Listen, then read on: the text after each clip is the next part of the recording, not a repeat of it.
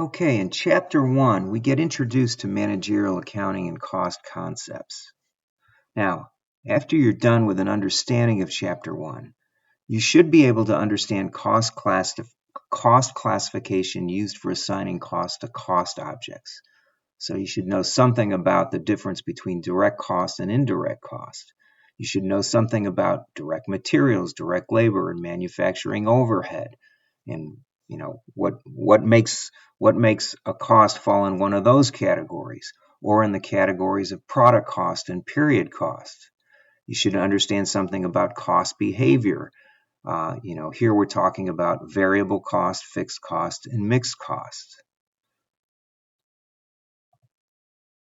Chapter 1 also points out differences that we would find on an income statement between a merchandise company and a traditional company, and it introduces you to the contribution margin format.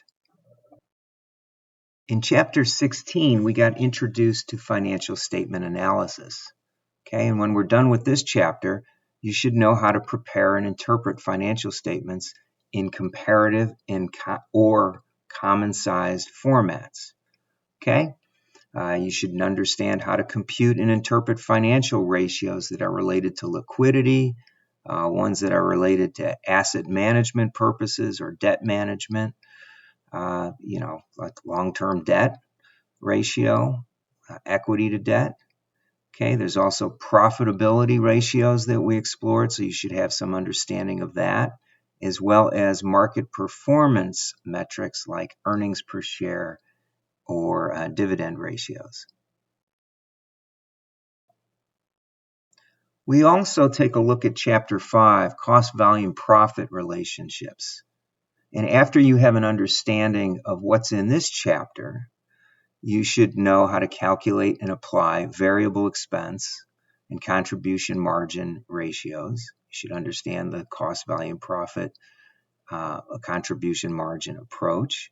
You should have some understanding how to impact the impact of changes in sales volume on profits, how to calculate break even or calculate a target profit, and also understand operating leverage and how operating leverage helps us to predict income sensitivities relative to changes in sales. Now, in Chapter 6, we look at variable costing and segment reporting. So here you should be able to explain how variable costing is different from absorption costing and how you would compute unit product cost under variable or full absorption costing. Okay, that also means you should have some understanding of how to prepare an income statement using both the variable and absorption costing approaches. In Chapter 6, we also looked at segmented income statements, right? So our emphasis is on traceable fixed cost for common fixed cost and how we would utilize those in decision making. Okay, so you should have some understanding of how to compute a company-wide and segment break-even point for a business that has traceable fixed costs. In Chapter 7, we explore activity-based costing. Okay, so you should have some understanding of what it is and how it's different from a traditional costing system. You should learn how costs are treated and assigned to products or activities when ABC is being used. You should familiarize and have some understanding of terms like cost pool, activity measures, and level of activities.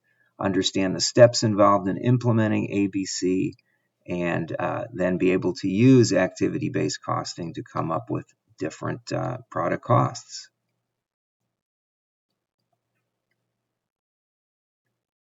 In Chapter 10, we look at standard costs and variances. This requires that you have an understanding about standard cost. What are they? Could you compute and analyze variances? Price and quantity variance for materials and labor. Price and quantity variances for overhead. Okay? And there's variance analysis that's related to standard costs. You should also understand the advantages and challenges of using standard costs. In Chapter 8, we take a look at budgeting. So you should understand why organizations budget and what are the processes they use to create budgets. Can you prepare budgets such as the sales budget, the production budget, direct materials, direct labor, and manufacturing overhead budgets? And then, can you analyze cash flows through the creation of cash budgets? In other words, can you create a cash budget and understand how we would produce cash receipts and disbursements? And finally, develop budgeted financial statements like an income statement and the balance sheets. Now, in Chapter 14, we look at the topic of capital budgeting. So here you need to understand what's the typical capital budgeting decision. What are they? How do we screen for them? What are preferences for the decisions in our projects? Can you calculate the payback method? Can you apply net present value or internal rate of return? There's also a ranking area of our textbook. So can you use profitability indices and methods to prioritize competing alternatives? In Chapter 11, we explore responsibility accounting systems. So here, can you explain decentralization in organizations? In other words, can you identify its benefits, its disadvantages, its impact on decision-making and coordination? Can you understand the roles of cost centers, profit centers, and investment centers? In other words, what makes each of these unique? And then, can you compute return on investment, which relates to investment centers? Can you compute residual income?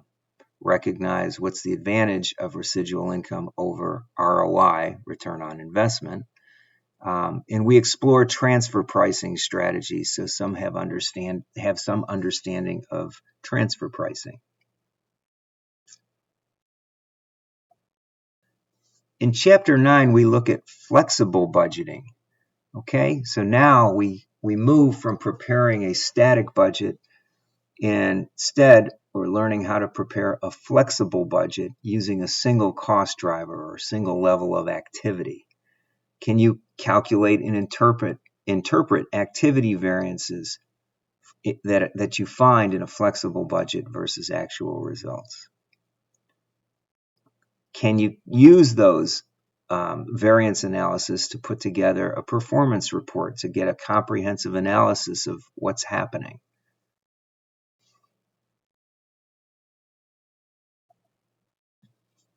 Now, in Chapter 2, we look at two different costing systems. And Chapter 2 is focused on job order costing, and we need to calculate unit product costs. So can we understand when job order costing systems are appropriate versus when we would use process costing? Can you compute a predetermined overhead rate?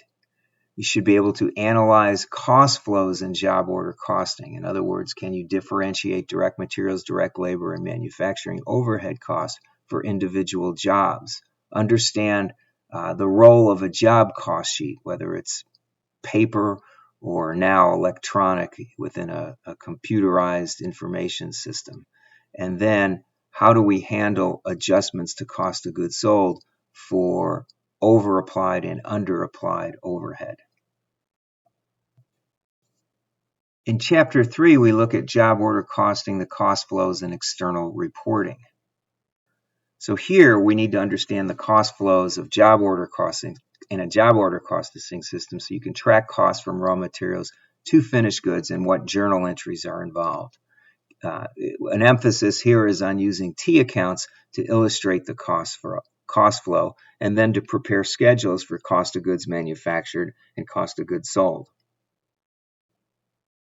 And the last area we'll explore is Chapter 13, Differential Analysis or Incremental Decision Making.